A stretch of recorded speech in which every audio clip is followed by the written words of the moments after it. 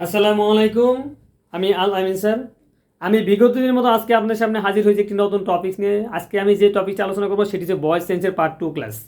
দেখেন, আমি প্রথমে বলেছি যে অ্যাক্টিভ থাকলে প্যাসিভ করতে হবে, প্যাসিভ তাহলে অ্যাক্টিভ। আপনি জানেন অ্যাক্টিভের সাবজেক্ট, প্যাসিভের অবজেক্ট, আর অ্যাক্টিভের অবজেক্ট, প্যাসিভের সাবজেক্ট। এখন দেখেন, আপনি অ্যাক্টিভ আর প্যাসিভ কীভাবে বুঝবেন আমি একটু আলোচনা করে নিই। সাপোজ দেখেন, অ্যাক্টিভ যদি বলেন আমি ভাত খাই, তাহলে আই ইট রাইস, আমি ভাত খাই। এখন প্যাসিফে কী করবেন, তাহলে rice is eaten by me, কারণ আইট রাইস এটা প্রেজেন্ট ইনহিবিটেন্স আছে। তাহলে ইনহিবিটেন্স অনুসারে আমি এগুলো লিখেছি, আমি বুঝাচ্ছি। তাহলে প্যাসিভ হচ্ছে rice is eaten by me, অর্থাৎ ভাত আমি খাই, আমি ভাত খাই অ্যাক্টিভ, আর ভাত আমাকে দ্বারা খাওয়া হয় এটা প্যাসিভ। আবার যদি বলেন যে আমি কাজটি করি, তাহলে আই ডু দ্য ওয়ার্ক, আমি কাজটি করি। এখন প্যাসিভে কী করবেন, যে the work is done by me, কাজটি আমাকে দ্বারা করা হয়। তার মানে কি, একই কিন্তু কথা। ভাত আমি খাই, আমাকে দ্বারা ভাত খাওয়া হয়, একই জিনিস। আমি কাজটি করি, কাজটি আমাকে দ্বারা করা হয়, একই তো কাজ, কিন্তু একটু ঘুরিয়ে বলতে হবে। এটি হলো প্যাসিভ। তাহলে দেখেন, প্যাসিভের কিছু নিয়ম আছে। অ্যাক্টিভ প্যাসিভে করতে হলে যে টেন্সগুলো আমাদের পরিবর্তন করতে হবে সেগুলো একটু দেখে নেন। প্রেজেন্ট ইনহিবিটেন্সের থাকলে এম ইজ আর প্যাসিভে যোগ করতে হবে। প্রেজেন্ট কন্টিনিউয়াস থাকলে am being, is being, are being যোগ করতে হবে। প্রেজেন্ট পারফেক্ট থাকলে হ্যাভ বিন, হ্যাজ বিন যোগ করতে হবে। প্রেজেন্ট পারফেক্ট কন্টিনিউয়াস থাকলে have been being, has been being. অর্থাৎ আমি আজকে সম্পূর্ণ ক্লাসটা ডিটেলস আলোচনা করার চেষ্টা করছি, এই জন্য যে অনেকে ভয়েস চেঞ্জ জানে না, তারা কি করবে। আবার যারা পারে জানে তাদের তো অল্প আলোচনা বা শর্ট নিয়ম দিলেই হয়। আমি পূর্বের ক্লাসে আমি শর্ট আলোচনাটা করেছি, আজকে আমি এই ক্লাসটিতে ভয়েস চেঞ্জের ডিটেলস আলোচনা করার চেষ্টা করব। তাহলে দেখেন এখানে, তাহলে আমার চলে গেল। এখন আসেন আপনি পাস্ট ইনডিফিনিটেন্স আছেন। পাস্ট ইনডিফিনিটেন্স যখন আপনি আলোচনা করবেন, তখন দেখেন পাস্ট ইনডিফিনিটেন্স থাকলে আপনি কি করবেন, এটা দিবে আপনি ওয়াজ ওয়ার, আপনি ওয়াজ ওয়ারটা যোগ করে দিতে হবে। তারপর আপনার পাস্ট কন্টিনিউয়াস যদি আপনি লেখেন, পাস্ট কন্টিনিউয়াস টেন্স যদি থাকে, তখন আপনি এই প্যাসিভে কি করবেন, ওই যে এখন একটা যোগ করবেন, ওয়াজ বিং, ওয়াজ বিং এবং ওয়ার বিং, ওয়ার বিং। তাহলে দেখেন আপনি পাস্ট পারফেক্ট টেন্স যখন আপনার থাকবে, পারফেক্ট টেন্স যখন থাকবে তখন আপনি কি করবেন, পারফেক্টে কি আছে, হ্যাড আছে না, তাহলে এখানে অতিরিক্ত কি আসবে, এটা বিন আসবে। ভালো করে খেয়াল করবেন। এবার পাস্ট পারফেক্ট কন্টিনিউয়াস টেন্সের আপনি কি করবেন, দেখেন আমি আলোচনা কিন্তু আগেই শর্ট করে আলোচনা করেছি, ওরই বেটার, কিন্তু তারপরে এখানে আমি ডিটেলস আলোচনা করার চেষ্টা করবো আর কি। এখানে হ্যাভ বিং, বিন বিং, দেখেন এই হলো। দেখেন এখানে 8টা আলোচনা করা হয়ে গেছে। এখন আমি ফিউচারগুলো একটু উপরে দিয়ে দিচ্ছি। দেখেন বিষয়গুলো, এই সবগুলো মুখস্থ করবেন। এই সবগুলো মুখস্থ করলে আপনার কখনোই আর এই ভয়েস চেঞ্জ ভুল হবে না, এটা শিওর। এখন দেখেন, আপনার যখন ফিউচার থাকবে, ধরেন আপনার এখানে কি আছে, ফিউচার ইনডিফিনিট টেন্স আছে। ফিউচার ইনডিফিনিট টেন্স থাকলে আপনি অতিরিক্ত কি যোগ করবেন, আপনি ফিউচার ইনডিফিনিট টেন্স থাকলে শ্যাল আছে না, তাহলে ওর সাথে একটা বি যোগ করবেন, শ্যাল বি, উইল বি। এখন আপনার ফিউচার যদি কন্টিনিউয়াস টেন্স থাকে, ফিউচার কন্টিনিউয়াস টেন্স থাকলে দেখেন আপনি কি করবেন, শ্যাল, ফিউচার কন্টিনিউয়াস টেন্স থাকলে আপনি আসবেন শ্যাল বি বিং। ভালো করে খেয়াল করেন, বি কিন্তু অতিরিক্তটা আছে, এরপরে কিন্তু একটা বিং যোগ হয়েছে। এরপরে আসবেন আপনি কি, উইল বি বিং। এরপরে ফিউচার পারফেক্ট যদি হয় আপনার, ফিউচার পারফেক্টের জন্য আপনি কি আসবেন, এখানে ফিউচার পারফেক্ট কি আসবে, শ্যাল হ্যাভ আসবে না, তাহলে হ্যাভ তাহলে কি করবেন, একটা been, shall have been, will have been, ভালো করে খেয়াল করেন। এবার ফিউচার পারফেক্ট কন্টিনিউয়াস যদি থাকে, ফিউচার পারফেক্ট কন্টিনিউয়াস টেন্স যদি থাকে, তাহলে কি করবে, এটা সবচেয়ে বড়। দেখেন একটু খেয়াল করে দেখেন, তাহলে দেখেন এটা কন্টিনিউয়াস, তাহলে শ্যাল হ্যাভ বিন তো থাকবে, তারপরে আর অতিরিক্তটা বিং যোগ করতে হবে, এটা সবচেয়ে বড়। তারপরে কি করবেন, উইল হ্যাভ বিন বিং। দেখেন এই হলো আমার 12টা টেন্সের আলোচনা, এই হলো 12টা টেন্সের আলোচনা। এই 12টা টেন্স দেখেন আপনি পরিবর্তনটা কিভাবে করবেন। আমি শুধু এখানে টেন্স পরিবর্তন আপনাকে দেখাই দিয়েছি যে কোন টেন্স থাকলে আপনার কি কি যোগ করতে হবে, কোন টেন্স থাকলে আপনার কি কি যোগ করতে হবে সেই আলোচনা আমি এখানে করেছি জাস্ট। আশা রাখি আমার এই আলোচনা সবাই বুঝতে পেরেছেন। এখন আমি বাকি আলোচনা করার চেষ্টা করব। দেখেন এখানে ভয়েস চেঞ্জ করতে হলে আমাদের 12টা নিয়ম ফলো করতে হয়। কয়টি নিয়ম ফলো করতে হয়? 12টি নিয়ম ফলো করতে হয়। তাহলে 12টি নিয়ম কি কি? এখানে প্রশ্ন থাকতেই পারে। হ্যাঁ, অবশ্যই আমি ক্লাসে প্রত্যেকটি আমি আলোচনা এখানে করে দিব। 12টি নিয়ম ফলো করতে হয়। দেখেন 1 নম্বর আছে সাধারণ টেন্স সংক্রান্ত। এই যদি আমি টেন্সের আলোচনা করলাম তাহলে আমাকে টেন্স সংক্রান্ত আলোচনা শেষ হয়ে গেছে না? টেন্স সংক্রান্ত আলোচনা কি আর কিছু করার আছে? কিচ্ছু করার নেই। তাহলে টেন্স সংক্রান্ত আলোচনা, তাহলে 12টা রাইটেমের মধ্যে আমার একটা রাইটেম কিন্তু শেষ। এরপরে হবে মডাল অক্সিলারি ভার্ব। দেখেন মডাল অক্সিলারি ভার্ব যদি আপনি আসেন, 2 নম্বরে মডাল অক্সিলারি ভার্ব যদি আসেন, সকল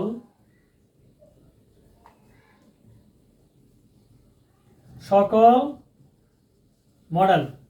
দেখেন মডাল অক্সিলারি, আমি মডাল ভার্ব লিখলাম, সকল মডাল ভার্ব এর পরে বি যুক্ত করে প্যাসিভ করতে হবে। প্যাসিভ করতে হয়। সিম্পল আলোচনা। তাহলে বলছি সকল মডাল ভার্বের পরে যদি মডাল ভার্ব থাকে তাহলে সকল মডাল ভার্বের উপর একটা কি যোগ করবেন? একটা বি, এই যে বি, একটা বি যোগ করবেন। আর বির পরে তো বুঝছেনই, বি যোগ করবেন। তাহলে দেখেন আমি একটা মডাল ভার্ব লিখি যে আই, একটা মডাল ভার্ব যদি আপনি লেখেন যে I can do the work, এটা আছে অ্যাক্টিভে। আপনি প্যাসিভ কি করবেন তাহলে? দ্য ওয়ার্ক, এই যে ক্যান আছে তাহলে ক্যানটা লেখেন, আর একটা বি এখানে দেন, আর ভার্ব কি ডুটা কি হবে? ডান। প্যাসিভ বলছে সবসময় V3 হবে, সবসময় কি হবে? V3 হবে। তাহলে can be done by me. তাহলে দেখেন এই যে আলোচনা আমি করেছি, এখন এটা কি মডেলের কাজ শেষ? মডেল ভার্বের কাজ শেষ না? মডেল ভার্ব কাজ শেষ। এখন মডেলের উপর আপনি কি পড়বেন? এরপর আপনি রিফ্লেক্সিভ পড়বেন। কি পড়বেন? রিফ্লেক্সিভ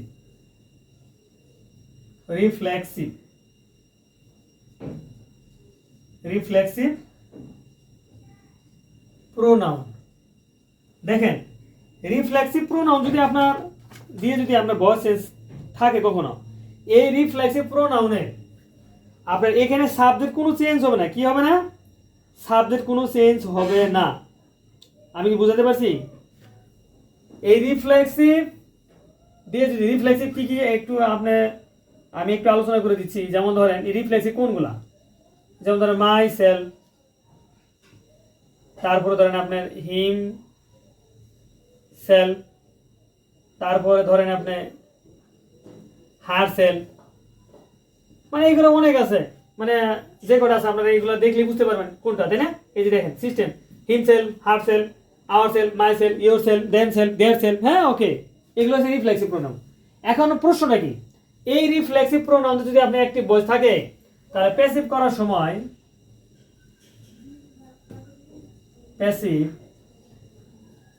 প্যাসিভ ভয়েস করার জন্য সাবজেক্ট ও অবজেক্ট কোনো পরিবর্তন হবে না, কোনো পরিবর্তন হবে না।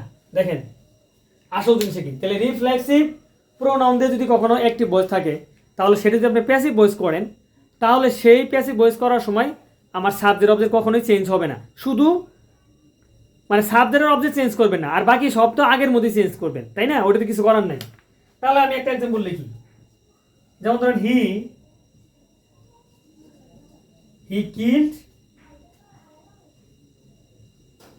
হিমসেলফ, সে নিজেকে হত্যা করেছে।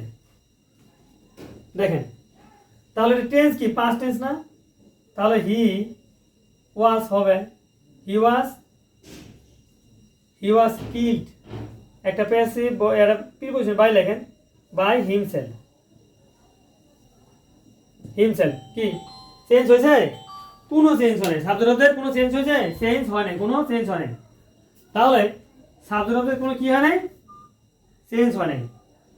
তাহলে এই জিনিসটা শুধু যদি আপনারা বুঝেন যে রিফ্লেক্সিভ প্রোনাউন থাকলে কি করতে হবে না? তার সাবজেক্ট অবজেক্ট পরিবর্তন করতে হবে না, তাহলে কিন্তু আপনারা এখানে পারবেন। তারপরে বাকি টেন্স দেখে দেখে আপনারা চেঞ্জ করবেন, কোনো সমস্যা নেই। আশা রাখি এখানে সবাই বুঝতে পারছেন। এখন দেখেন তারপরে যে নিয়মটা আমি আলোচনা করব, এখন দেখেন তারপরে যে তাহলে মডেল বাই করবা হ্যাঁ এটা হলো 4 নাম্বার। দেখেন এরপরে যে আমি নিয়মটি বোঝানো সেটা হচ্ছে দেখেন হু যদি থাকে, হু হু যুক্ত একটি একটি ভয়েসকে প্যাসিভ করার জন্য এই যে হু আছে, দেখেন হু দিয়ে যদি কোনো সেন্টেন্স থাকে তাহলে কিন্তু অবশ্যই আপনারা বুঝবেন সেটা ইন্টারগেটিভ আছে না। তাহলে হু দিয়ে যদি কোনো ইন্টারগেটিভ সেন্টেন্স থাকে তাহলে আপনি সেটা কি করবেন, এই হু এর পরিবর্তে হু হু এর পরিবর্তে আপনি লিখবেন বাই হোম। কি লিখবেন? By whom. বাই হোম প্রথমে বসবে, প্রথমে বসাতে হবে। আশা রাখি বুঝতে পারছেন। এখন একটা এক্সাম্পল দিলে কিন্তু বিষয়টা আরো ক্লিয়ার হয়ে যাবে। আমি একটা এক্সাম্পল দিয়ে দিচ্ছি। Who is calling you? কে তোমাকে ডাকিতেছে? হু দিয়ে প্রশ্ন করেছি, কে তোমাকে ডাকিতেছে। তাহলে আমি কিন্তু একটা প্রশ্ন করেছি, হু থাকে বাই হোম হবে। চোখ বন্ধ করে লেখেন বাই হোম, বাই হোম। তাহলে বাই হোম লিখলাম। এখন দেখেন এখানে বাই হোম লিখেছি এখানে, তাহলে এখানে সাবজেক্টটা কে? আপনি এখানে যে বাই হোম, তাহলে এখানে এখন কি করবেন? কাকে ডাকতেছে? যাকে ডাকতেছে তাকে আপনি নিয়ে আসেন। তাহলে এখানে দেখেন এটা কোন টেন্স? এটা হলো প্রেজেন্ট প্রেজেন্ট। তাহলে হু ইজ কলিং ইউ? তোমাকে কে ডাকতেছে? তাহলে তোমাকে কে ডাকতেছে যদি আপনি তাকে প্রশ্ন করেন, তাহলে এখানে সাবজেক্টটা ইউ এর জন্য কি হবে? এখানে আর হবে না? কি হবে এখানে? আর হবে না? Are you. তাহলে by whom are you called. এখন দেখেন বাই নাই, তাহলে বাইয়ের পরে যা আছে এটা আপনার কি থাকবেন? উজ্জ থাকবে। কি থাকবে? উজ্জ থাকবে। আচ্ছা আমি আর একটা এক্সাম্পল দিয়ে দিচ্ছি, যেহেতু এখানে ইউ আছে, কারণ ইউ তো এমনি উজ্জই থাকে। তারপর আমি আরেকটা ব্যতিক্রম একটু উদাহরণ আমি দিয়ে দিতেছি। যেমন ধরেন হু ওয়াজ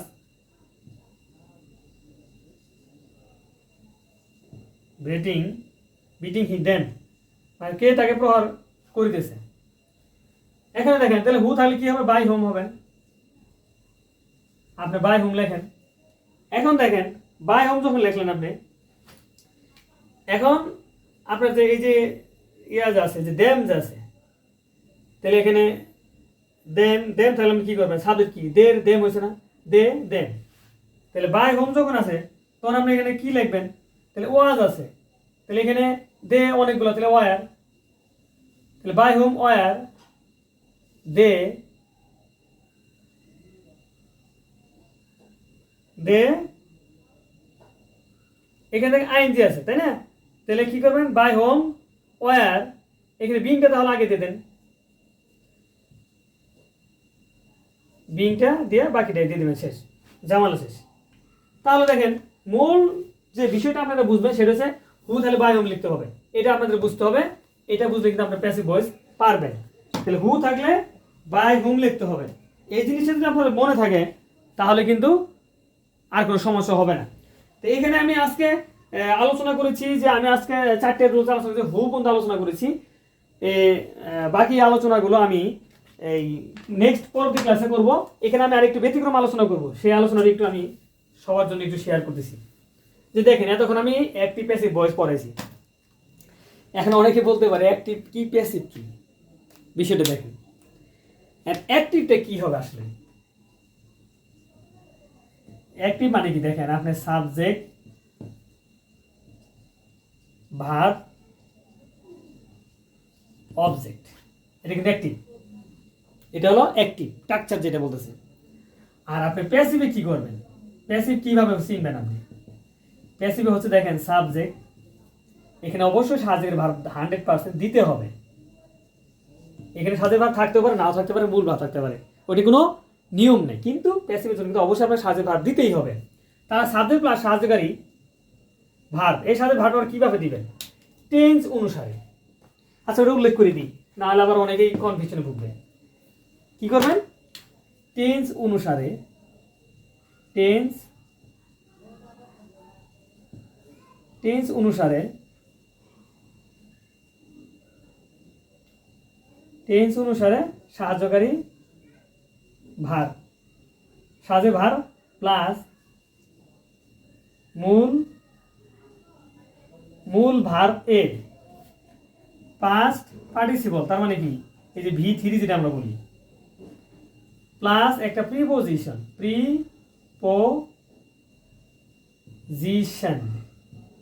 প্লাস অবজেক্ট, এইটা হলো কিন্তু আমার প্যাসিভ স্ট্রাকচার। দেখেন, সাবজেক্ট প্লাস টেন্স অনুসারী সাজের ভার প্লাস মূল ভার্বের পাস্ট পার্টিসিপল অর্থাৎ V3 plus preposition plus object, এটা কিন্তু আমার প্যাসিভ ভয়েসের স্ট্রাকচার। আর প্রথমটা subject plus verb plus object, এটা হচ্ছে অ্যাক্টিভ ভয়েস স্ট্রাকচার। এখন অ্যাক্টিভ আর প্যাসিভের স্ট্রাকচারটা আমি বুঝিয়ে দিলাম এবং কিছু আলোচনা করার চেষ্টা করেছি। আশা রাখি সবাই বুঝতে পারছেন এবং সবারই জন্য উপকৃত ক্লাসটি। তা আমি আজকে আমার ক্লাস দীর্ঘ না করে এখানে আমার ক্লাস শেষ করছি। আবার পরবর্তীতে এই ভয়েস সেন্সের পরবর্তী টপিকস নিয়ে আমি আবার আপনাদের সামনে হাজির হব। ততক্ষণ পর্যন্ত সবাই ভালো থাকেন, এই প্রত্যাশা নিয়ে আমি বিদায় নিচ্ছি। আল্লাহ হাফেজ, আসসালামু আলাইকুম।